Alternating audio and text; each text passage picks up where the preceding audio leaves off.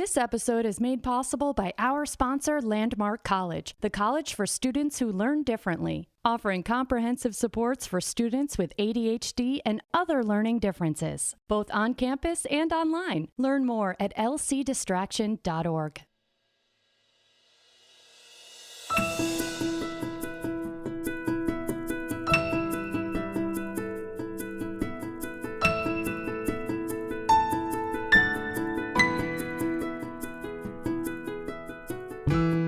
Welcome to Distraction. I am your guest host, René Brooks, and today I'm here with Becca King, who is a registered dietitian nutritionist. She offers group coaching programs for adults with ADHD. I can hear you getting excited. It is really, really cool. I've never heard of anyone doing them either, and they are so needed. We're going to go ahead and tell you in advance, you can follow her at ADHD.nutritionist on Instagram.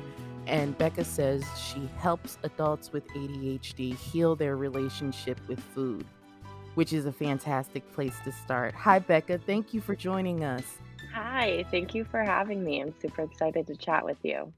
Thank you so much. So tell me well, you know what? Before we talk about healing the relationship, what's the relationship with food that you see most often?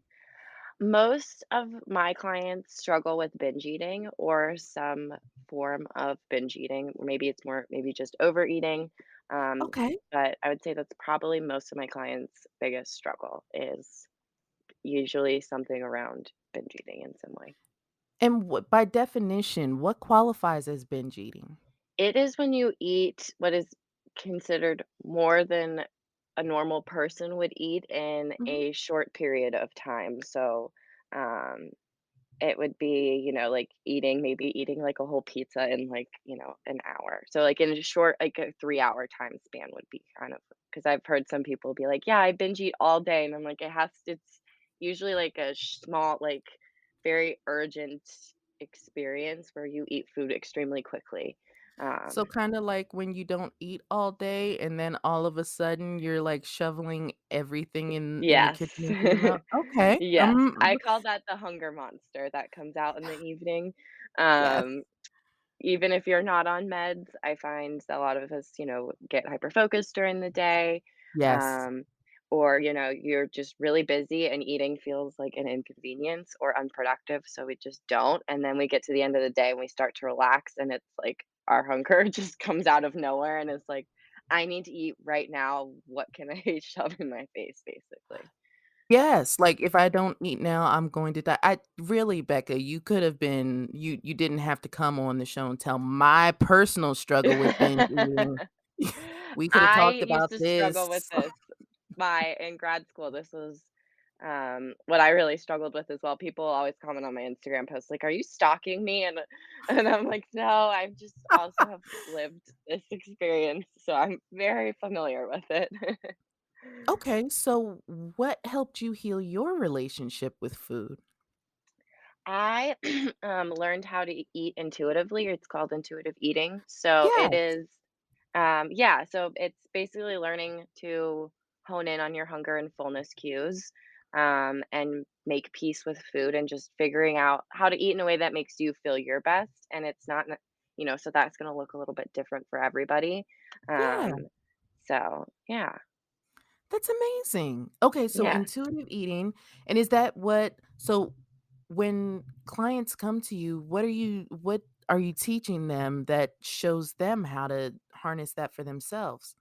Yeah, so we do a lot of it's a lot of mindfulness work really with intuitive eating of kind of learning how to listen to our bodies and not just for hunger and fullness, but being able to pause and even just check in with ourselves and be like, hey, what do I need right now? And do I need to drink some water? Do I need to get up and just, stretch my legs a little bit? What and just being able to check in with ourselves and figure out what we need. And sometimes that's going to be eating, and sometimes it's going to be other things. But I find for a lot of my clients, we don't pause. They don't pause and check in with themselves throughout the day, and so we just kind of a lot of our self care things fall to the wayside because we're focused on doing all the other things we need to do in life. So For sure. Okay, so and I'm probably like I put the cart before the horse. I should have asked this as well.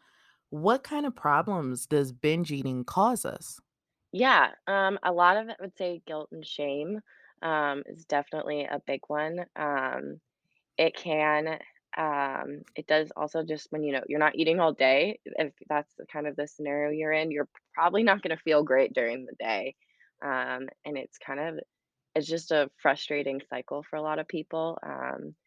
Uh, and I would say it's probably the most common eating disorder amongst people with ADHD. So, Okay. And why do you think it's so common amongst people with ADHD? I definitely some of our impulsivity plays a role there. And dopamine, I would say as well. Seeking dopamine in food is a very, especially carbs and sweets are a very, enjoyable source of dopamine for a lot of people, and it's very accessible, and you can eat while you're doing a lot of other things too.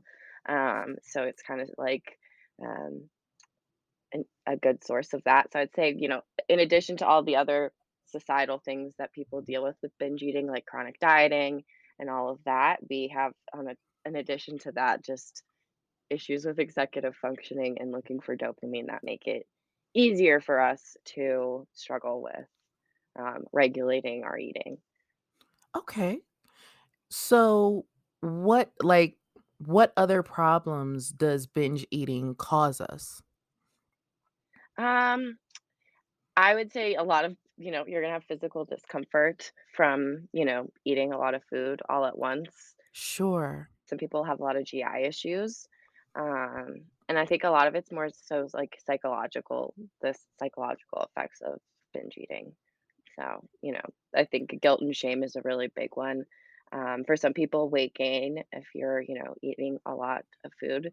I'm a weight neutral practitioner. So, I love that. Thank you. yes.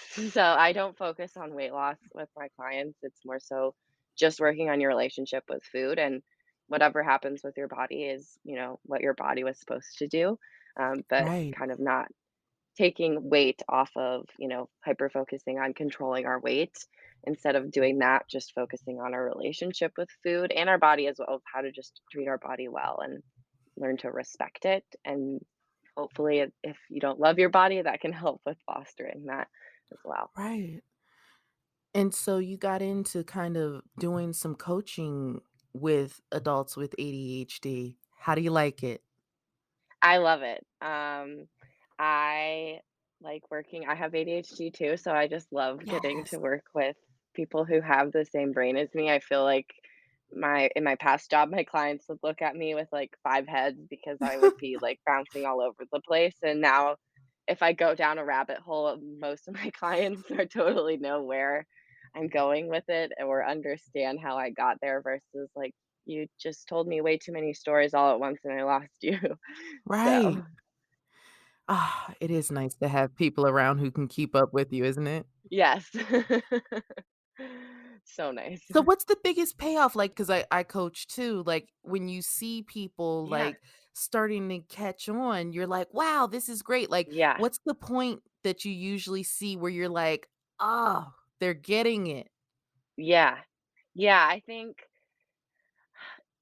it depends on what part of their journey they're at in intuitive eating. So if some people have Okay. already maybe have tried it before and but they needed more support actually implementing it. So they're usually a little bit farther down the road, or they're like maybe more apprehensive, like, oh, maybe this just isn't gonna, maybe intuitive eating isn't for me. And there's usually a switch where they're like, oh, I've been, finding ways to eat more consistently throughout the day and listening to my body and eating what I want to eat. And I can actually do this. And like seeing that for me, for those people is really great. And I would say the other people who are maybe newer in their journey of being able to eat foods that maybe that are like bad foods or foods they feel out of control around and be able to eat them and like enjoy it and not binge on it and just kind of move on with their day. Like I had a bowl of ice cream and like I just moved on with my day and I didn't need to finish the whole pint of it. And like those moments are really cool for me. That's amazing. What would you say to Yeah. someone who was new to the idea of intuitive eating. Like, where are some of the pitfalls when you're trying to get into it? Yeah. I when I first heard of intuitive eating, I was in grad school and I honestly thought for nutrition and I thought it was really woo-woo, to be Yeah. perfectly honest. So if you are there, I totally hear you. I was like, this is woo-woo. You cannot listen to your body. Like that Oh is my insane. god, Like I you love can't that you're a woo cynic listen to your too. body. Yes. And don't you hate it when you fall in love with something that's woo and you're like, Yeah. "Okay, I get it. Like, I know, guys. Like, I know, but it works though." I know, and I'm like, just it works, yeah, because I was like, I had tried everything being a nutrition student to not binge eat, and this was, like, the only thing for me that was like, "Oh, this actually makes sense." But I think if you do, I think the biggest thing a lot of I'd say people biggest comments that I get with, like, reservations with it um, is like, "Well, if I don't recognize, if I'm supposed to eat when I'm hungry, I'm never hungry, so I won't eat until, like, 8 o'clock at night." But I think there's also, like, a logic piece to that of, like, logically, we know going all day without eating doesn't make us feel great and it's not really good for our body or it's not good for our blood sugar. And I think realizing that it's called practical hunger and intuitive eating. So it's eating when you may not be hungry, but knowing that if you go too long without eating, you're really likely to become ravenous and likely binge or overeat the next time you do eat. So that piece I think is huge, especially if you struggle with recognizing hunger or if you are on meds that suppress your appetite. I think that piece comes into of like, yeah, you might not be hungry for lunch, but we know that skipping lunch is likely to bring that hunger monster out even Yeah. more when we get to the evening time. How often do you think so, like, to bring in another thing that a lot of us do, like that thing that we do where we know we need to go to the bathroom and we just consistently push Yes, it away. Are we doing the same thing yes. with hunger? Yes, yes, Okay. and that's what's kind of funny in the book Intuitive Eating, they talk about the cue to go to the bathroom, and they're like, it's, and diet culture hasn't demonized the cue to go to the bathroom, it's just a normal Right. bodily cue, so when you have it, you get up and go, and I remember I used to say teachers and nurses, you know, they don't do this a lot because they can't, and then one They of my can't. clients corrected me and was like, "And we do this too," and I was like, huh. And I was like, "You're right." And I was like and after that, anytime I say that to somebody, like, hunger it's very similar with hunger and going to the bathroom, they're like, "Yeah, I totally wait to the last second." So a lot of times we do that with hunger. You might recognize it as, like, a blip on the radar of something you need to do, of like, "Oh, I'm hungry, I Yeah. might need to eat, but let me finish this email." And then it's, "Let me do this thing," and then it just keeps getting pushed off. So a lot of times we do recognize it, it just doesn't feel important enough or it feels a lot of times for my clients, they say it feels unproductive to like stop what I'm doing to just eat like food. Why would I want to do that when I should be, getting these emails done or doing all these assignments or whatever, that I need to do.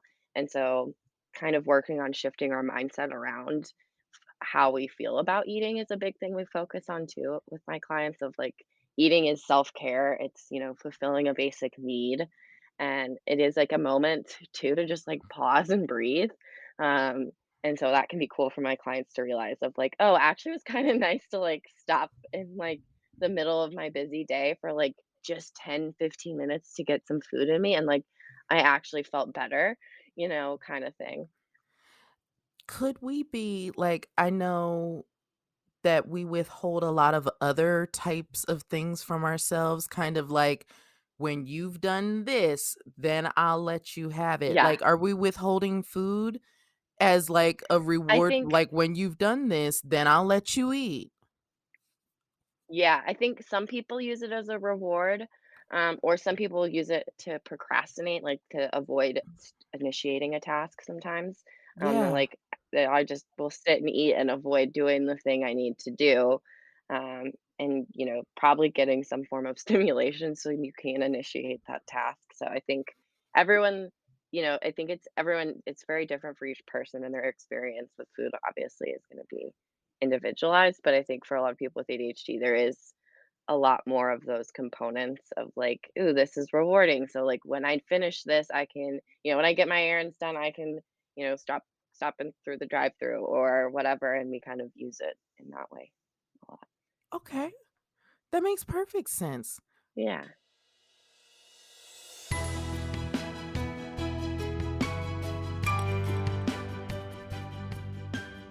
Hey everybody, this is Sarah Gurton here with Stephen Saltero, a student at Landmark College. We've spoken to him a couple times over this semester.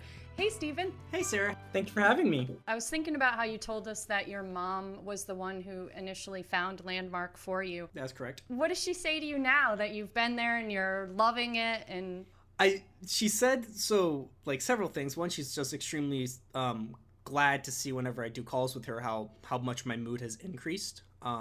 Just in general, being even though it's across the country, just being surrounded by people who are very much getting that mental stimulation, both socially and like academically, that very much made my entire mood shift up. And it's one of those things like even with the season changing, just remember to count my blessings, see the silver lining in so many things. And I think that's something that I've come to appreciate and often help my friends with, realizing that there's always good to something, and because it always can be worse. And I've been in scenarios that weren't bad, but not as good as Landmark. yeah, So that's good. That's really encouraging to hear, and I'm sure other parents who have kids, in the same or in a similar situation as you were in, that's very reassuring.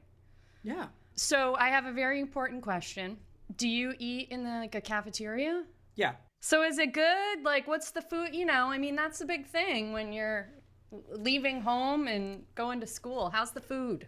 So if you're coming in expecting a home cooked meal, unfortunately it's college. So you're gonna, but on the flip side to that, you really appreciate now the meals that you probably didn't like as a picky little eater.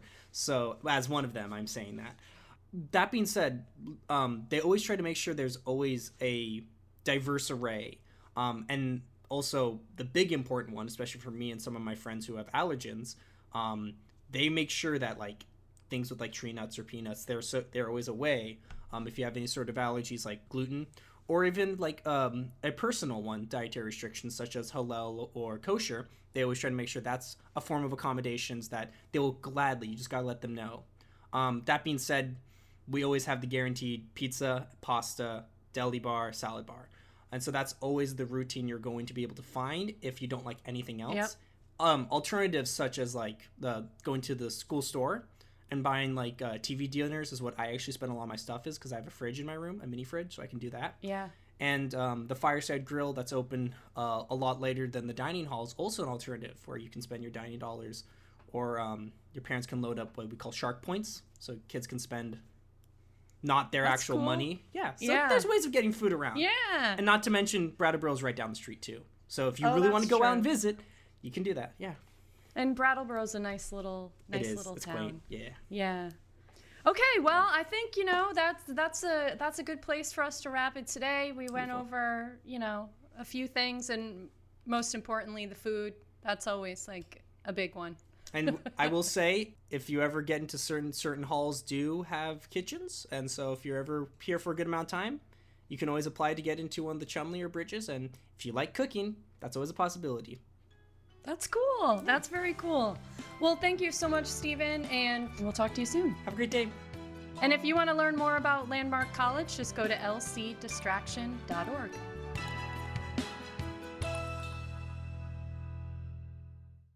What else do you want us to know about intuitive eating?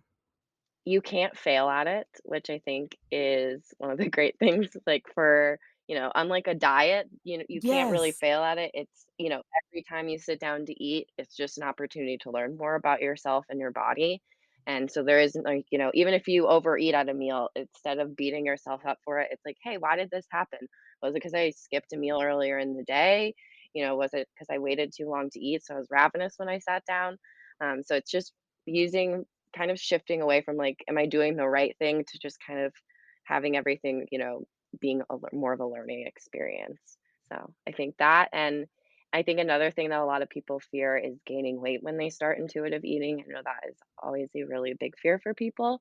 Yeah. And I usually tell them that, like, you kind of just have to put if you're too afraid about the weight component, like putting weight on the back burner, and just really focusing on your relationship with food and letting your body kind of adjust to where it's meant to be. And I think there's definitely having support with that can be really helpful so that um, it can feel scary when if your body does change. Um, but it's knowing that like your body can be healthy at any weight, and I think that is um, gets missed a lot of times in our society. We're unfortunately a very fat phobic society. It's true. Yeah, and a lot of doctors will just tell you to lose weight for things unrelated. "Oh, you're depressed, just lose weight, it'll get better. Just do" Oh, I know that game for sure. It's lazy, very lazy advice because they can just write it in your chart, and it's up to you to do all the work, and they maybe give you, like, a pamphlet or something when you walk out the door of stuff you probably are like, "I already do this," or like, "Yeah, I Right. know that," type of thing. It's So, very frustrating to be on the receiving end of that, like, as yeah, I don't ha like, I'm by all measurements overweight. I don't have high blood pressure, cholesterol, I'm not diabetic, I yeah, don't have any of those issues. I do have PCOS yeah, though, so it makes it easier to yeah, gain, and it makes you crave more stuff, so yes, it's like I got ADHD and PCOS, where's the justice? yes. Yes. Yes, and it is one of those things that if your doctor tells you to lose weight, I would say explore it, more deeply, and, like, I think those markers like you're talking about, those things are much more important to your health, like long-term health than a number on the scale is gonna be. And you can always change doctors if your doctor always tells you to lose weight and you For don't want them sure. to be talking to you about weight. You can find it, at least if you live in the US, you can always find a new doctor. I know not other countries, some people don't have that option, but here you can. Yeah, So, it's time to go when they get yes. busy acting like that. So, okay. Oh, shoot, the question just flew out of my head, and it was a good one. Ah. Okay, where do like, we know where to start with intuitive eating because you just told us. Where do you begin working through the shame? I think it is, once you're able to start honoring your hunger and that principle, after that, I would say probably the first step is getting rid of the diet culture mentality or that like we need to lose weight or diet. And when you move past that and honoring your hunger, I'd say you start kind of in the beginning, really starting to work through some of that shame and guilt. Because, letting go of dieting can be very scary for people, or especially if you're For someone who's sure. dieted since you were, some of my clients, their mom, put them on Weight Watchers when they were like 12 years old. They started going to Weight Yeah. Watchers and they've been dieting their whole entire life. And so the idea of not dieting feels like, oh, I'm just like giving up. So there's a lot of, shame around that even. And it's like, it's not that I'm giving up. It's just I'm not listening to this big money making machine telling me to do all these things that don't really work most of the time. So I think it really starts from the beginning of like kind of unworking that shame around eating and our food choices. That makes ah, that was the question I wanted to ask you. What do you think of all the advice around ADHD and food in general? Like, eat this or eat that to help you with your ADHD. What's your take on that? That's a great question. I think it causes more confusion than anything else around eating, and for people yeah, like, for a lot of that's, like, this very, like, "Oh, I can't eat this, but now I can," and, like, "But maybe that's the food I like, or maybe that's the only thing right now that sounds good and I can actually get down in my stomach is this thing," and it's like, "Okay, then maybe that's what we need to work with," or, like, all it's just really stressful, like, to begin with, like, all the, like, "Avoid all of these foods." It's like, okay, so I need to read every label, even for parents, and, like, if your kid has ADHD, you likely probably might have it too, and to go make sure everything you're buying is free of all of these things is expensive, so you need to have money to be able to do Yeah. that, and it's also just, like, time consuming, like, I don't have time to cook every single meal at home from scratch, and if I had kids, there's no way in the world I would be able to do that, and I think a lot of it is requires so much,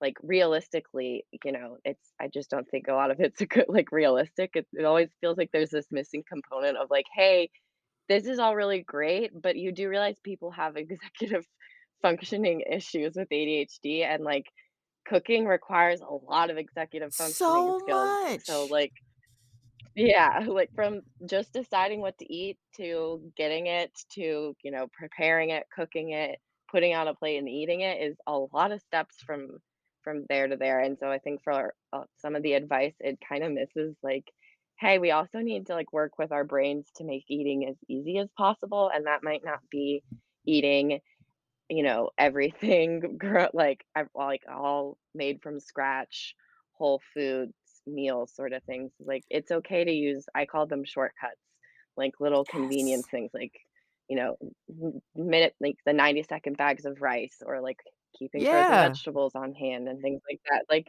go for it, like, take the shortcuts, buy I'm pre-cut feeling veggies if very you validated right now, Becca. Thank you. yeah, Thank like you.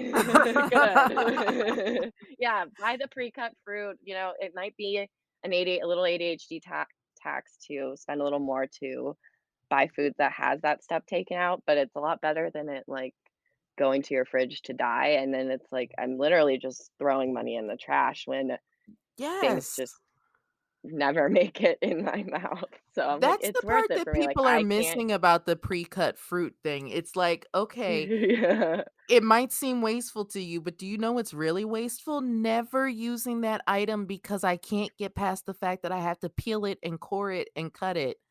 That's expensive. Yeah, like, I had a point where remember earlier this year, I had, like, 2 pineapples on my counter rotting, and I was laughing because I even bought myself, like, a pineapple corer so it'd be easier to cut my pineapple, and I was all for it, and then I was like, you might have done that, but clearly these 2 pineapples are proof that cutting the pineapple is just not not your thing. So now when I do buy pineapple, I buy pre-cut and I actually eat it. So I consider that a way bigger win. From one pre-cut pineapple girl to another, you're on the right track. Yes. And it just saves us time, like, well, especially if you don't have time to do things or you have a really busy schedule, I think giving yourself grace and permission to find ways to feed yourself that are, easy is important. Like, even if it means, hey, I have a client who buys like a couple pre-made meals and gets them, shipped to his house. Yeah. And they're just for his lunches because he's like, I will have the intention of making lunch. I get focused on work.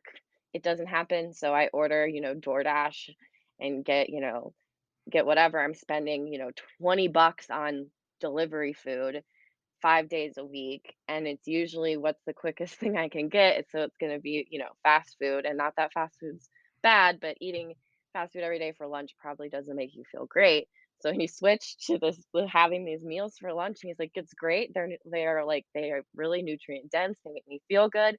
They're like, 7 bucks versus my delivery, Wow. so I'm saving time and money, and I'm feeding myself really, nutrient dense foods. And so I was like, that's awesome. And it's just figuring those things out of giving yourself that permission with like what works for me versus like what is everyone else around me doing. Cause I think if you are around a lot of neurotypical people, you get that feeling like you should be able to do all the cooking and Yes. all of the things. And it's like, oh, well, if so and so can do it, so I should be able to. And it's like, no, maybe I needed to figure out a different way to make it work for me. I love it. Okay, and last but not least, what is your favorite food? Ooh, that's a good one. Right now, I'm kind of obsessed with all things truffle. I'm a Ooh. Trader Joe's girl, and they have a lot of truffle flavored things right now. So that has been I'm more of like a flavor person than anything else. So sometimes Yeah. I like a lot of spicy foods, I would say, and anything crunchy is like one of my things. In intuitive eating, it's called the satisfaction factor of like what you need Yes. to like eating what you really want so you're actually satisfied. Um, And I found for me and a lot of my clients, like, I call it the crunch factor because it's like if there's not some aspect of the meal that's crunchy, for whatever reason, it's just not satisfying to me. Like, I Yes. need my bread to be, like, a little toasted, or, like, I love salads just because they're crunchy and refreshing, Oh, like yeah. Oh, there's nothing worse than sad salad when it's soggy. yes. Oh, man. Ugh, Okay, so we yeah, need to eat together so, clearly because I'm a crunchy. Yeah, yes. we're good. We're good. We could definitely enjoy a meal together. Yes. What's your favorite food, Renee? Oh, okay. So right now, speaking of crunchy, and I just had them last night.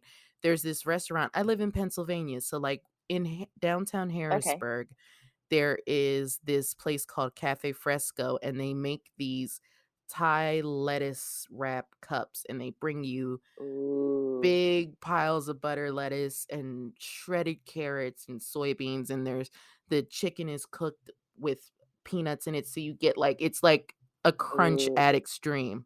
It's just nothing but crunch yes. and really good sauce. So good. Ah, that sounds delicious. I just had them last night, so I'm reliving it all over again. I'm like, "Yes, Yeah, you're like crunchies." your taste buds are like, "Yes, that was so good." You know it, you know it. So that's my current fave. Where should people go when they're ready to start coaching with you? Because I'm ready to sign up. You sold me. This is great. Awesome. Well, I'm on Instagram at adhd.nutritionist, and in my bio, there's a link to set up a free 30-minute call with me. So just a call for us to kind of get to know each other and make sure that like we're a good fit to work together, basically, Oh, and learn yes. what my program's about. So, yeah. I'm so excited. Thank you so much for coming and teaching us about You're food and welcome. intuitive eating. This was Yes. exciting. Thank you so much for having me, Renee.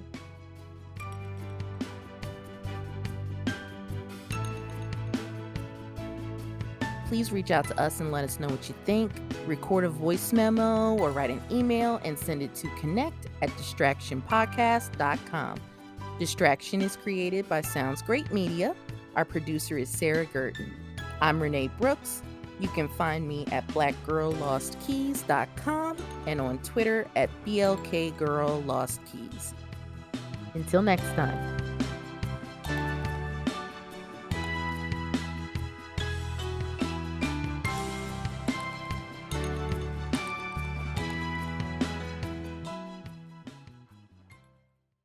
The episode you just heard was made possible by our sponsor, Landmark College, the college for students who learn differently, offering comprehensive supports for students with ADHD and other learning differences, both on campus and online. Learn more at lcdistraction.org.